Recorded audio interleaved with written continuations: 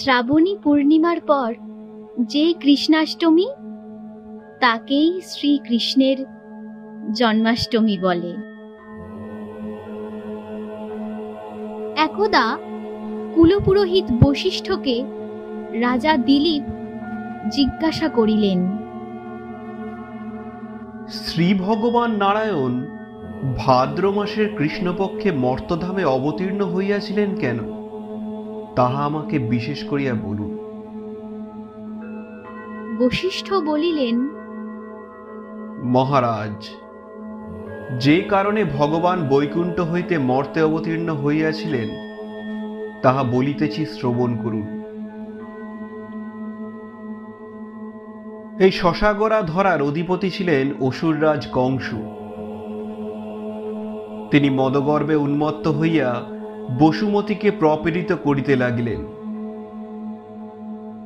তাই বসুমতী কাঁদিতে কাঁদিতে কৈলাসে যাইয়া মহেশ্বরকে সব কথা বলিলেন। সদয় হৃদয় মহেশ্বর পৃথিবী ও দেবগণকে লইয়া ব্রহ্মার নিকট গমন করত সমস্ত কথা বলিলেন। ব্রহ্মা দেবগণকে লইয়া ক্ষীরসাগর তীরে গমন করিয়া বিষ্ণুর স্তব করিয়া বলিলেন, হে লক্ষ্মীকান্ত, আপনাকে নমস্কার।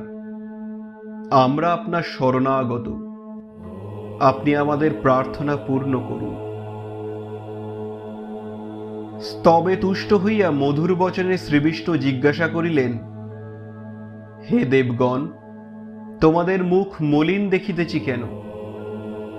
ব্রহ্মা কহিলেন, হে জগন্নাথ, দুরাচার কংস মহাদেব বরে দৃপ্ত হইয়া ধরাসতীকে প্রপীড়িত করিতেছে। আপনি দেবকীর গর্ভে জন্মগ্রহণ করিয়া সেই দুষ্ট কংসকে নিপাত করুন।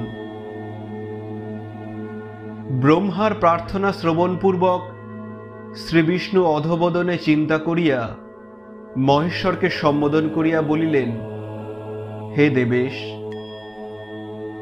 যদি আমাকে মর্তে জন্ম লইতে হয় তাহা হইলে 1 বৎসরের জন্য পার্বতীকে আমার সহিত জন্ম লইতে অনুমতি করুন। তিনি গোকুলে জন্ম লইবার পর 1 বর্ষ মাত্র থাকিয়া আবার নিজ ধামে ফিরিয়া যাইবেন। তাহাই স্থির হইল। হরি আর পার্বতী উভয়েই মর্তধামে শুভযাত্রা করিলেন। দেবকীর গর্ভে হরি আর যশোদার গর্ভে পার্বতী জন্ম লইলেন। 10 মাস 10 দিন গর্ভবাসের পর ভাদ্র মাসে কৃষ্ণাষ্টমী তিথিতে রোহিণী নক্ষত্রে শ্রীহরি দেবকী গর্ভ হইতে জন্মগ্রহণ করিলেন। তৎকালে ঘোর অন্ধকার ও মুষলধারে বর্ষণ হইতেছিল। ঠিক সেই সময় কংস কারাগারে দেবকী আবদ্ধ ছিলেন। ঠিক সেই কালে গোকুলে যশোদার গর্ভে পার্বতী জন্মগ্রহণ করিলেন। নবজাত শিশুর অলৌকিক রূপদর্শনে বসুদেব ও দেবকীর বিস্ময়ের পরিসীমা রহিল না। তাহারা সজল নেত্রে বলিতে লাগিলেন, হে ভগবান, কংস ভয় হইতে আমাদের পরিত্রাণ করুন, পরিত্রাণ করুন। তখন আকাশবাণী হইল, হে বসুদেব, তুমি এই শিশুকে লইয়া বিরাট নগরে নন্দগৃহে গমন করো। তথায় যশোদার ক্রোড়ে এই শিশুকে দিয়া তাহার কন্যাকে লইয়া এসে কংস তাহাকে বিনাশ করিতে সমর্থ হইবে না। দৈববাণী শ্রবণ করিয়া বসুদেব তখনই শিশুকে ক্রোড়ে লইয়া যাত্রা করিলেন। তিনি একাকী সেই অন্ধকার পথ বাহিয়া চলিলেন। ক্রমে যমুনার তীরে উপস্থিত হলেন। মহানদীর ভীষণ বেগ দেখিয়া ভয়ে বিহ্বল হইয়া উঠিলেন। কিভাবে পরপারে যাইবেন? তীরে দাঁড়াইয়া সজলে নেত্রে শিশুর মুখপদ্ম নিরীক্ষণ করিতে লাগিলেন। তাহার হৃদয় বিচলিত হইয়া উঠিল। চিন্তামগ্ন বসুদেবকে মায়াময় শ্রীহরি মায়াময় শ্রীগাল রূপ ধারণ করত পদব্রজে যমুনা সলিল ভেদ করিয়া পরপারে গমন করিলেন। ততদর্শনে বসুদেবের হৃদয়ে আশার সঞ্চার হইল। মনে করিলেন, তবে আর চিন্তা কি। এই মনে করিয়া বসুদেব শিশু করে যমুনা গর্ভে অবতরণ করিলেন এবং ধীরে ধীরে জলরাশি ভেদ করিয়া চলিতে লাগিলেন। মায়াময় হরির পিতাকে মায়ামুগ্ধ করিতে তাহার বাসনা হইল। জলগর্ভে অর্ধপদে তিনি মায়াযোগে পিতার হস্তখলিত হইয়া নদী গর্ভে নিপাতিত অদৃশ্য হইলেন। বসুদেবের মস্তকে তখন অশনিপাত হইল। তিনি বক্ষে করাঘাত করিয়া বিলাপ করিতে করিতে বলিলেন, হা বিধাতা, তোমার মনে কি এই ছিল? আর কত দিকে আমাকে বিলম্বিত করিবে? আমার অঞ্চলের নিধিকে প্রত্যর্পণ করিয়া আমার হৃদয় শীতল করো, নতুবা এই যমুনা গর্ভেই আমি জীবন ত্যাগ করিব। পিতার হৃদয় বেদনা হৃদয়ঙ্গম করিয়া দয়াময়ের অন্তর বিচলিত হইল। আর তিনি জলগর্ভে জলক্রীড়া করিতে সমর্থ হইলেন না। তৎক্ষণাৎ পুনরায় আসিয়া পিতৃ করে আশ্রয় লইলেন। হারানিধি পুনঃপ্রাপ্ত হইয়া বসুদেবের আনন্দের পরিসীমা রইল না। তিনি ধীরে ধীরে শিবারূপিণীর পশ্চাৎ পশ্চাৎ পরপারে আসিয়া উপস্থিত হইলেন। অনন্তর অন্যের অগোচরে নন্দালয়ে নন্দের স্মৃতিকাগৃহে প্রবেশ করিয়া যশোদার নিকট পুত্র দিয়া সদ্য প্রসূত কন্যাটি লইয়া প্রস্থান করিলেন।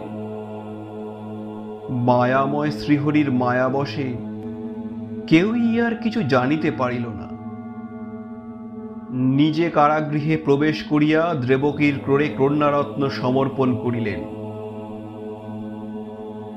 প্রভাতে লোকমুখে দেবকীর প্রসব বার্তা দুরাচার কংসে শ্রবণগোচর হইল। পুত্রই হোক আর কন্যাই হোক, তাহাকে বধ করিতে হইবে। এই অভিপ্রায় কংস তৎক্ষণাৎ দেবকীর নিকট দূত প্রেরণ করিলেন। দূত অবিলম্বে মাতৃকোর হইতে কন্যাটিকে লইয়া কংসের নিকট হাজির হইল। কন্যার ভুবন আলো রূপ দেখিয়া কংস মনে মনে ভীত হইলেন এবং কম্পিত স্বরে বলিলেন, শীঘ্র ইহাকে শিলায় নিক্ষিপ্ত করিয়া প্রাণ সংহার করো। আদেশ মাত্র দূত যেমনি সেই কন্যাটিকে শিলায় নিক্ষিপ্ত করিতে উদ্যত হইল, অমনি যোগমায়া তাহার হস্তখলিত হইয়া নভমার্গে সম্মুখিত হইলেন এবং নিজ মূর্তি ধারণ করিয়া কহিলেন, শোন শোন ওরে কংস, তোরে বধিবারে বাড়িছেন নারায়ণ গোকুল নগরে। এই কথা বলিয়া দেবী ভগবতী তিরোধান করিলেন। এদিকে শ্রীহরি নন্দালয়ে বাল্যজীবনে নানারূপে বাল্যলীলা করিয়া যথাকালে মথুরায় গমনপূর্বক দুরাচার কংসকে বধ করিলেন। জগৎ নিষ্কণ্টক হইল। বসুন্ধরা দুর্বিষহ ভার হইতে নিষ্কৃতি পাইলেন। বশিষ্ঠ কহিলেন, রাজন, জন্মাষ্টমীর ব্রত কথা কীর্তন করিলাম। নর নারা সকলেরই এই ব্রত করা কর্তব্য। যিনি শ্রীকৃষ্ণ জন্মতিথিতে এই ব্রতের অনুষ্ঠান করেন, তিনি ইহধামে অতুল ঐশ্বর্য নানা সুখভোগ করত অন্তিমে বৈকুণ্ঠ ধামে নিত্যস্থান হন। অথ জন্মাষ্টমী ব্রত সমাপ্ত।